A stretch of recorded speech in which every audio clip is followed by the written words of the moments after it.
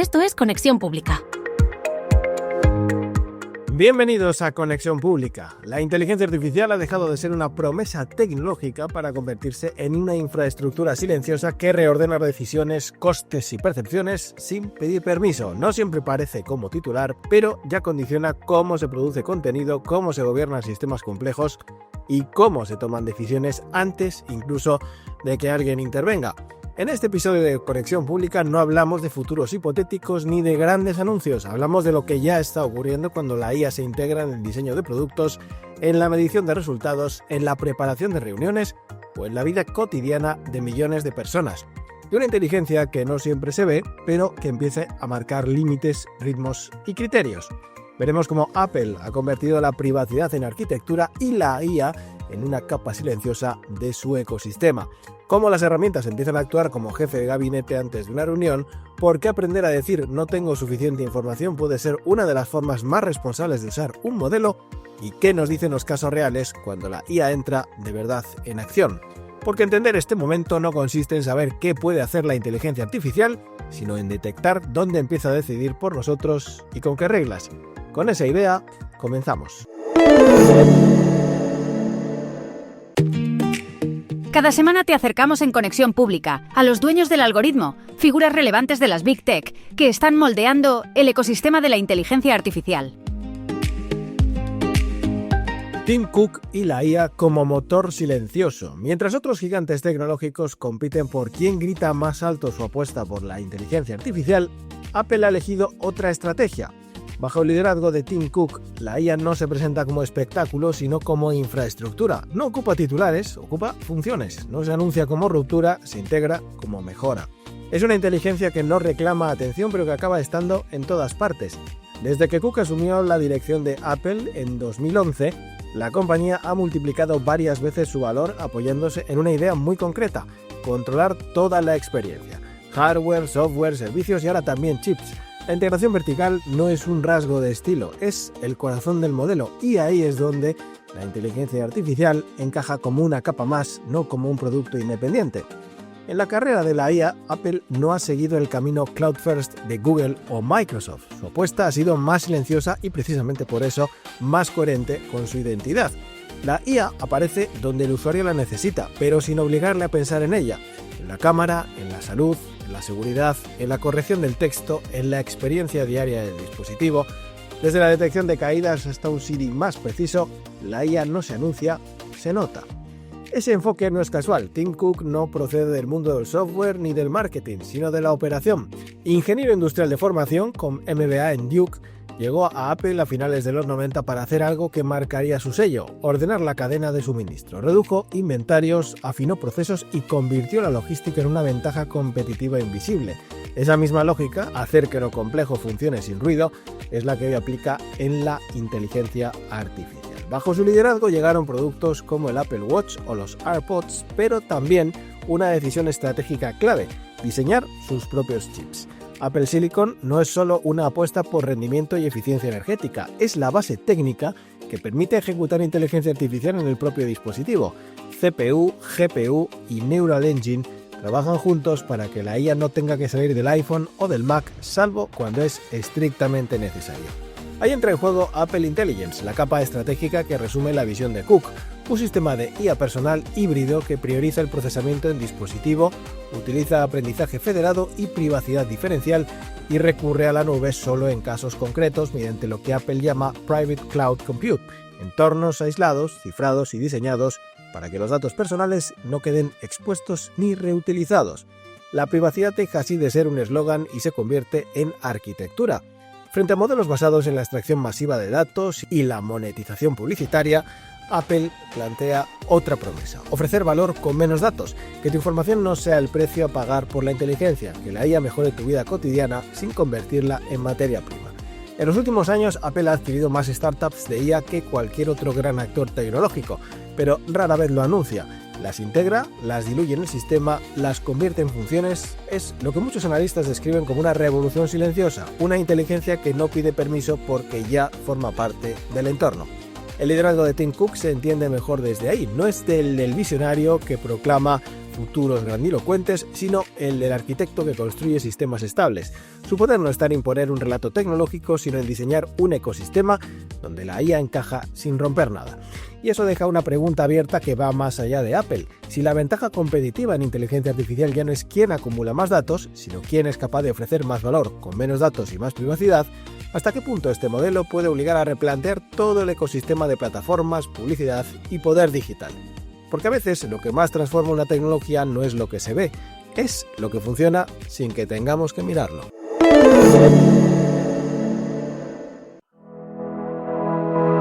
En Conexión Pública te traemos la herramienta de la semana. Perplexity como jefe de gabinete. Hay un momento muy concreto en el que la inteligencia artificial empieza a demostrar valor real justo antes de una reunión. No cuando ya estás dentro, no cuando todo ha pasado, sino en ese margen previo en el que necesitas contexto, foco y criterio, y ahí es donde aparece una idea potente: usar el calendario y el correo como sensores y a Perplexity como cerebro. La lógica es sencilla, pero muy poderosa. Cada mañana, a una hora fija, tus reuniones del día ya están definidas en Google Calendar. Los participantes están claros y, casi siempre, el historial relevante ya existe en Gmail. Correos previos, acuerdos, documentos, matices, todo ese material está ahí, pero disperso. El Call Prep lo que hace es convertir ese ruido en un briefing accionable. La propuesta no es muy distinta de los flujos que hoy se construyen con agentes y automatizaciones, N8N, Rumbear o sistemas similares, pero con una diferencia clave. Aquí Perplexity no actúa como ejecutor técnico, sino como una capa de análisis y redacción de alto nivel. No mueve eventos ni envía correos, piensa por ti antes de que entres a la sala. El flujo ideal empieza leyendo el calendario del día, identifica qué reuniones importan, cuáles son externas y con quién te vas a sentar. A partir de ahí cruza esa información con los hilos relevantes del correo, qué se ha hablado antes, qué se ha prometido, qué tono se ha usado, dónde puede haber fricciones o expectativas implícitas. No para resumirlo todo, sino para destilar lo importante.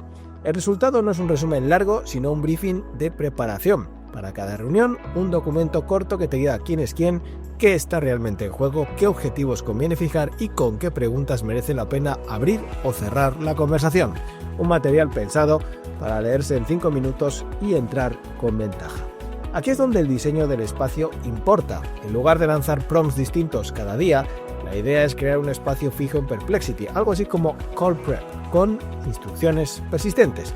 Ahí defines tu rol, el tipo de reuniones que sueles tener, el tono que necesitas y la estructura de salida. Contexto primero, objetivos después, agenda sugerida, puntos sensibles y preguntas clave. Siempre igual, siempre reconocible. Luego, para cada reunión concreta solo tienes que aportar el título del evento, los correos relevantes y, si hace falta, algún enlace externo. Perplexity hace el resto. No improvisa, aplica la plantilla, no rellena, prioriza y, sobre todo, no se pierden generalidades porque el material de partida es real. Este enfoque tiene algo interesante. Desplaza el valor de la IA desde la ejecución a la preparación. No entra en la reunión por ti, pero te obliga a entrar mejor y eso cambia la relación con la herramienta. Dejas de pedirle hazme un resumen y empiezas a pedirle ayúdame a pensar qué importa aquí. En docencia o en talleres, el patrón funciona especialmente bien. Puedes pedir al alumnado que tome 1 o 2 reuniones reales, anonimizadas, copie el último intercambio de correos y genere su propio call prep siguiendo una plantilla común. El aprendizaje no está solo en el resultado, sino en la revisión crítica posterior, qué sesgos aparecen cuando el contexto viene del correo, qué voces quedan fuera, qué conviene contrastar antes de confiar en este briefing. Porque ese es el punto clave, este sistema no sustituye el criterio humano, lo afila, te da una primera lectura estructurada, pero sigue exigiendo revisión, intuición y responsabilidad. Como todo buen jefe de gabinete, no decide por ti, te prepara para decidir mejor. Y quizá ahí esté la lección de fondo. La inteligencia artificial no siempre aporta valor cuando actúa. A veces lo hace cuando te ayuda a llegar más lúcido a la mesa.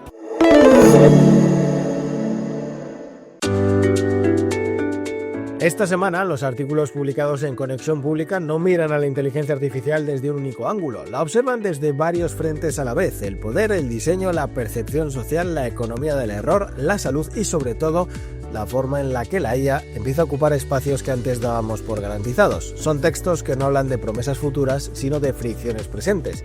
De qué ocurre cuando la respuesta sustituye al artículo, cuando el diseño habilita abusos previsibles, cuando los números dejan de ser neutrales, cuando fallar barato se convierte en una ventaja estratégica, o cuando millones de personas consultan a una IA antes incluso de llegar a un sistema público. Para analizarlos no voy a hacerlo yo, como cada semana hemos pedido a 2 inteligencias artificiales trabajando con Notebook LM que lean los artículos, detecten conexiones, tensiones y patrones y mantengan una conversación a partir de ellos, no para resumirlos sino para cruzarlos, ponerlos en diálogo y ver qué imagen conjunta devuelven del momento que estamos viviendo. Así que, con la colaboración de Notebook LM, entramos ahora en el repaso y análisis de los artículos de la semana en Conexión Pública. Gracias, Óscar.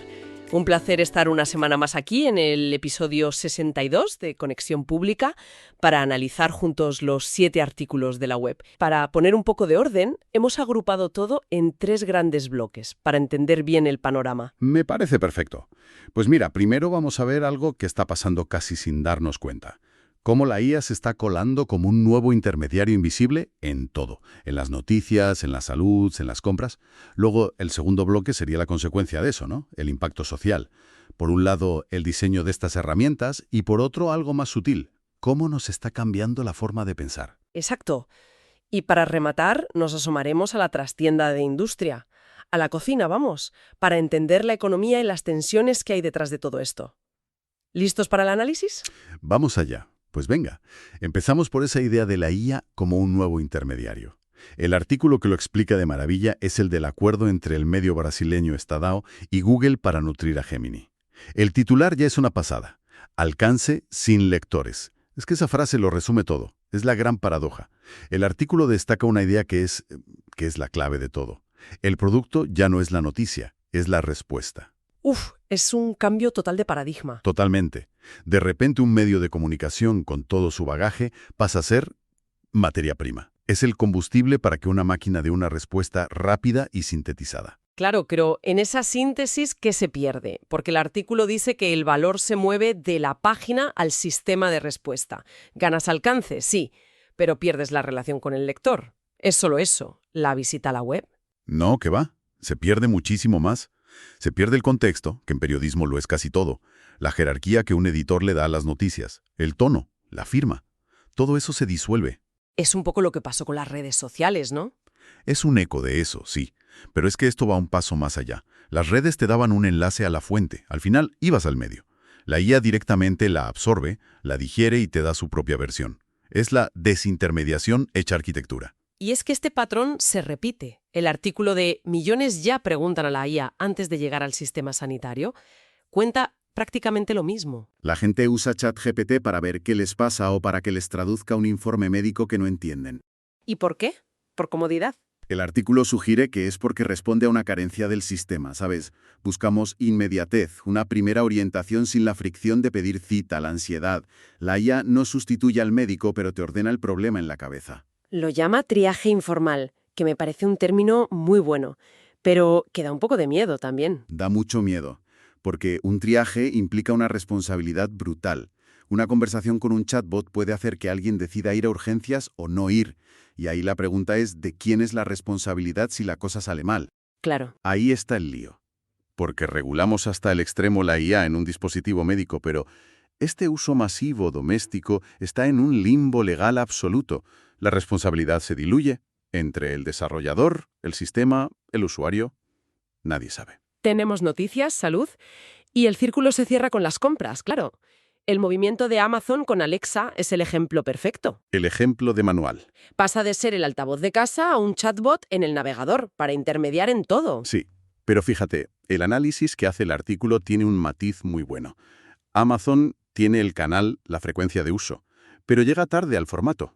Las reglas del juego de los chatbots ya las han puesto otros. O sea, que no lidera, sino que se adapta. Exacto.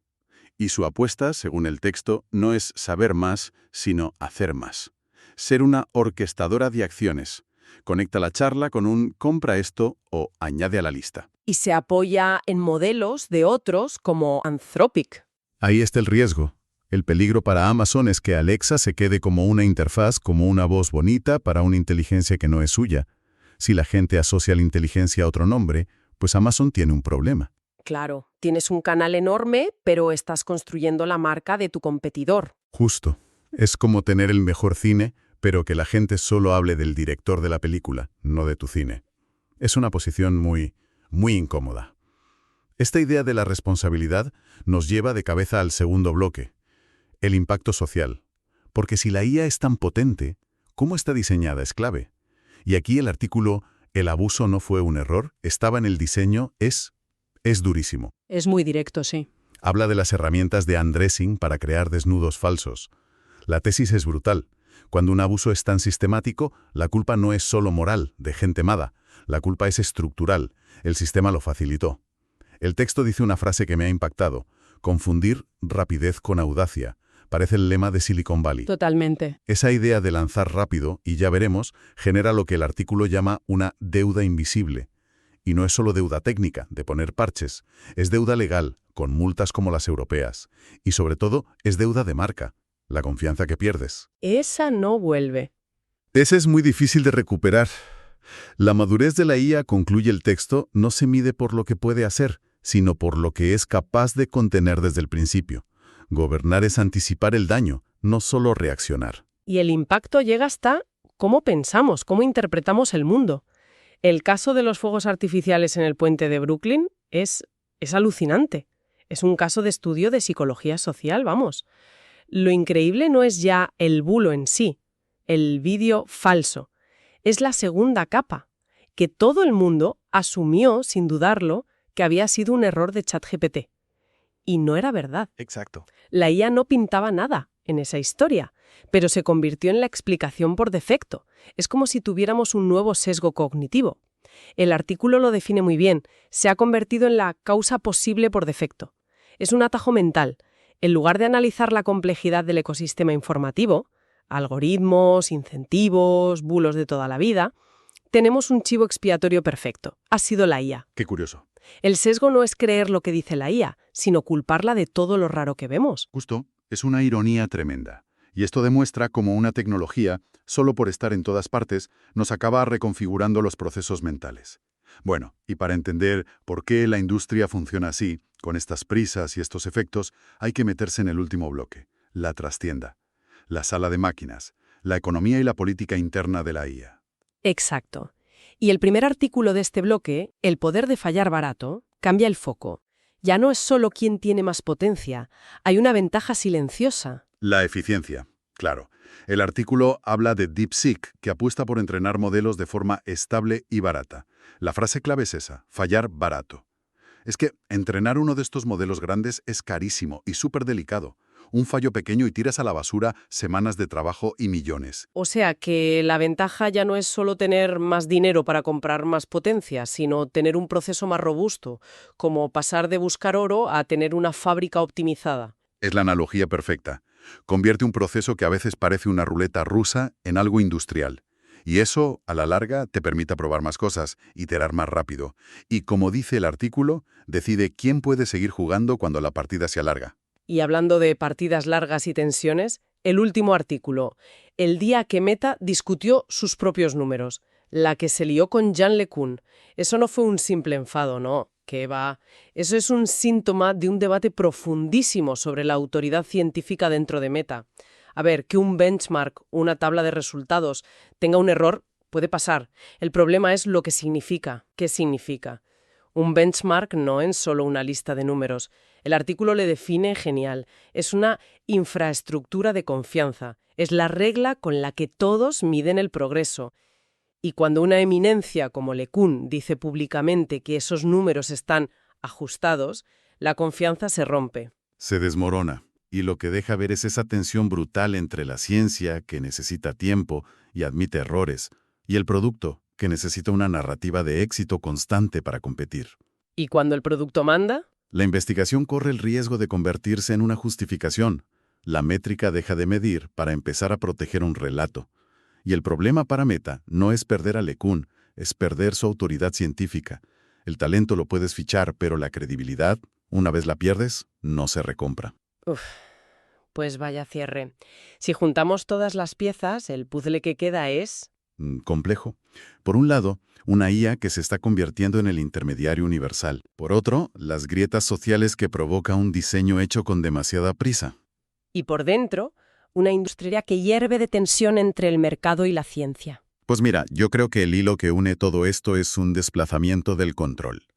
Los medios pierden el control de su contenido, la gente de su imagen, las empresas de su propia narrativa científica, y la sociedad del límite entre lo real y lo plausible. Entonces, la gran pregunta que nos queda en el aire es... Quizás la pregunta incómoda no es qué más puede hacer la IA, sino qué vamos a hacer nosotros.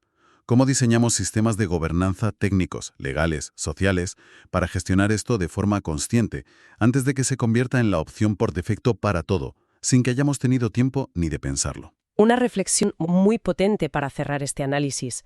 Esperamos que este repaso anime a leer los artículos completos en la web y a darle un par de vueltas a estas ideas. Desde luego. Y ahora seguimos con más cosas en Conexión Pública, como el prompt de la semana o ejemplos de cómo la IA se aplica ya en nuestra vida diaria. Hasta la semana que viene. Bienvenidos a oscarsanemeterio.es, una consultoría que ofrece servicios estratégicos de comunicación e inteligencia artificial para organizaciones con propósito. Sus 3 áreas de negocio son la consultoría de comunicación, la capacitación en inteligencia artificial y la producción de contenidos. Óscar Sanemeterio ofrece una amplia gama de servicios basados en su experiencia en comunicación institucional y su formación en inteligencia artificial que abarcan desde la consultoría hasta la formación y la producción de todo tipo de contenidos. Con una dilatada experiencia profesional, se ha embarcado en este proyecto, que además incorpora los contenidos propios que genera a diario en su web, Conexión Pública, y el podcast del mismo nombre que emite semanalmente en las principales plataformas de podcast. oscarsanemeterio.es. Comunicar bien, organizar mejor, crecer con criterio.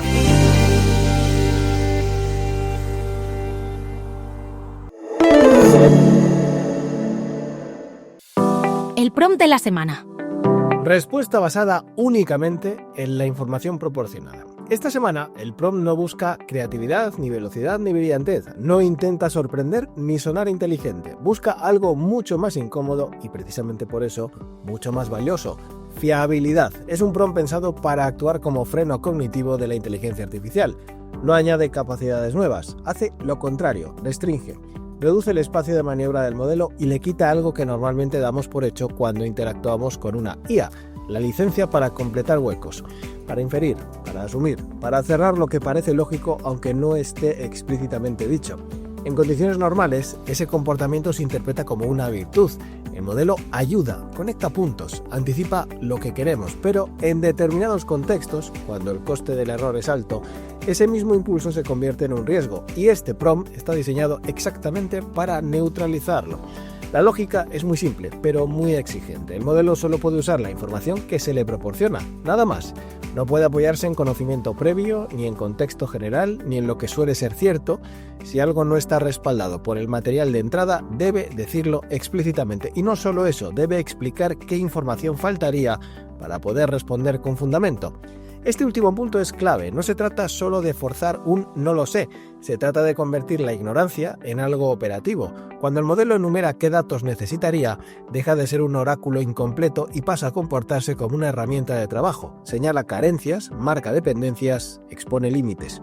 Esto importa porque muchas alucinaciones no nacen de errores técnicos profundos ni de intenciones engañosas, nacen de algo mucho más cotidiano. El modelo intenta ser útil, interpreta una pregunta incompleta como una invitación a completar el sentido, rellena vacíos porque cree que eso es lo que esperamos. Este prompt elimina esa vía de escape, cierra el mundo. No hay una información implícita, no hay un contexto externo, no hay esto suele funcionar así. Todo lo que no esté en el texto proporcionado deja de existir a efectos de la respuesta. El modelo no puede improvisar sin delatarse. La estructura que lo sostiene es deliberadamente austera. Primero, una instrucción clara y restrictiva. Utiliza solo la información que te doy. Después, una cláusula que normaliza algo poco habitual en sistemas conversacionales. Declarar explícitamente que no hay datos suficientes. Y por último, una exigencia adicional que cambia el tono de la interacción. Lista qué información sería necesaria para continuar. Ese giro es importante porque desplaza la conversación. Ya no se trata de acertar una respuesta, sino de evaluar la calidad del contexto. El foco pasa del resultado a las condiciones, de la conclusión al marco, y eso en entornos profesionales es una diferencia enorme.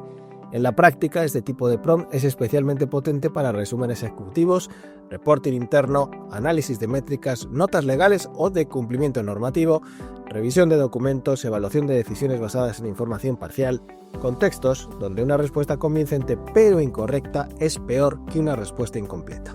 También es útil cuando se trabaja con materiales fragmentarios. Actas incompletas, correos sueltos, borradores, datasets parciales. En lugar de forzar una narrativa cerrada, el modelo se ve obligado a mostrar dónde están los agujeros y eso permite intervenir a tiempo. El valor real del prompt no está solo en lo que produce, sino en lo que bloquea. Impide que el modelo se adelante, que suaviza ambigüedades, que convierta suposiciones en hechos, le obliga a separar con claridad lo que sabe de lo que infiere y, sobre todo, le impide esconder la falta de información detrás de un tono seguro. Ahora bien, hay una limitación importante que conviene dejar clara. Este tipo de prompt no verifica la verdad del contenido que se le proporciona, verifica únicamente su coherencia interna. Si el material de entrada es falso, la respuesta puede ser falsa, pero perfectamente consistente con ese material. No es un detector de mentiras, es un detector de huecos. No valida la realidad, valida el marco. Y eso es crucial entenderlo bien porque mal usado puede generar una falsa sensación de seguridad. El prompt no sustituye la verificación externa ni el contraste de fuentes, sustituye como mucho la improvisación. Por eso encaja tan bien en entornos profesionales exigentes. No reemplaza el criterio humano, pero lo refuerza. Obliga a pensar mejor qué información se aporta y qué se espera de la respuesta. Reduce el ruido, acepta lo incompleto como parte del proceso. En un ecosistema saturado de respuestas rápidas, certezas aparentes y textos que suenan bien, aunque no estén del todo sostenidos, aprender a diseñar prompts que permitan decir no tengo suficiente información no es una limitación, es una forma de madurez. Y quizá ese sea el aprendizaje de fondo. La inteligencia artificial no siempre aporta valor cuando responde, a veces lo hace cuando se detiene, cuando marca un límite, cuando nos devuelve con frialdad y precisión una verdad incómoda que todavía no sabemos lo suficiente para seguir adelante. En Conexión Pública queremos contaros usos de la inteligencia artificial en empresas. Es momento de escuchar la IA en acción. Esta semana los casos de uso no hablan de pruebas piloto ni de experimentos controlados, hablan de algo más serio. ¿Qué ocurre cuando la inteligencia artificial entra en procesos reales y empieza a mover costes, tiempos y estructuras de poder dentro de las organizaciones? El primer caso llega desde el gran consumo. Mondelez, en colaboración con Accenture, está utilizando herramientas de inteligencia artificial para automatizar parte del proceso creativo en marketing. El resultado que se comunica es contundente. Reducciones de costes de 30 al 50%, con la previsión de generar anuncios listos para televisión el próximo año. No se trata solo de producir piezas más rápido o más baratas, se trata de integrar generación de contenido y automatización creativa dentro del flujo completo de campaña. El impacto no es únicamente financiero, este tipo de despliegue obliga a replantear la gobernanza de marca, los derechos sobre los materiales generados y sobre todo cómo se mide la eficacia creativa cuando el ahorro empieza a competir con la calidad como métrica dominante. En el segundo caso se mueve en un terreno distinto, pero apunta a una transformación igual de profunda. La startup Hoop perdió una integración crítica con Slack de la que dependía buena parte de su producto. En lugar de intentar reconstruir la anterior, tomó una decisión más radical: rehacerse como empresa nativa en inteligencia artificial. Integró agentes como Cloud Code y ChatPRD directamente en su ciclo de desarrollo, utilizando documentos de requisitos generativos y trabajo en paralelo con múltiples agentes. Aquí la IA no aparece como una herramienta auxiliar ni como una capa de productividad. Se convierte en el tejido estructural del proceso. La lección es clara: la resiliencia digital ya no depende solo de financiación, talento o buenas ideas, sino de la velocidad con la que una organización es capaz de reconfigurar sus procesos apoyándose en inteligencia artificial cuando el entorno se rompe. El tercer caso nos lleva a un contexto donde el margen de error es mínimo: el cumplimiento regulatorio. Ernst & Young, junto a Elastic, ha aplicado Search AI a procesos de reporting financiero y regulatorio. Los resultados declarados hablan de una velocidad de búsqueda 3 veces mayor y una mejora del 15% en precisión. El sistema extrae variables de documentos extensos en PDF y permite comparaciones interanuales apoyadas en un stack generativo. En un entorno donde la trazabilidad y los tiempos de respuesta son críticos, el atractivo es evidente, pero también aparecen preguntas incómodas: cómo se audita el sistema, cómo se valida externamente y hasta qué punto se acepta una lógica de caja negra cuando las decisiones tienen consecuencias legales y financieras. El cuarto caso baja la IA a la operación pura. Kakao ha integrado Gemini Nano en su sistema de gestión logística, logrando una reducción del 24% en el tiempo de procesamiento y un aumento del 45% en la conversión de nuevos usuarios. Lo hicieron conectando voz, imagen y texto en tiempo real mediante el Prompt API de MLKit. Aquí no hay grandes discursos sobre sustitución de empleo ni promesas abstractas. Lo que hay es la reconfiguración de microprocesos, pequeñas mejoras acumuladas que elevan la eficiencia y la productividad de forma tangible. Vistos en conjunto, estos 4 casos dibujan una misma tendencia. La inteligencia artificial deja de ser una capa experimental o un asistente puntual y empieza a incrustarse en el núcleo de los procesos: creatividad, desarrollo, cumplimiento y operaciones. El debate ya no es si la IA funciona, es cómo se gobierna, cómo se mide y qué efectos secundarios introduce cuando empieza a escalar. Porque cuando la IA entra de verdad en acción, ya no transforma solo tareas, empieza a transformar criterios. Y hasta aquí este episodio de Conexión Pública. A lo largo de esta entrega hemos visto una misma idea repetirse desde ángulos distintos. La inteligencia artificial ya no se limita a ejecutar tareas, empieza a fijar marcos: qué se considera eficiente, qué se considera suficiente, qué se considera aceptable. Cuando la IA entra en el diseño creativo, en el desarrollo de producto, en el cumplimiento normativo o en la preparación de decisiones, el debate deja de ser técnico, se vuelve organizativo, cultural y en muchos casos político. No porque la tecnología tenga intención, sino porque sus efectos ya no son neutros. Quizá el reto no esté en adoptar más rápido, sino en hacerlo con criterio, en saber cuándo delegar, cuándo frenar y cuándo exigir que el sistema reconozca sus propios límites, porque una inteligencia que no sabe decir "no lo sé" es tan peligrosa como una organización que no sabe preguntarse para qué está usando la tecnología.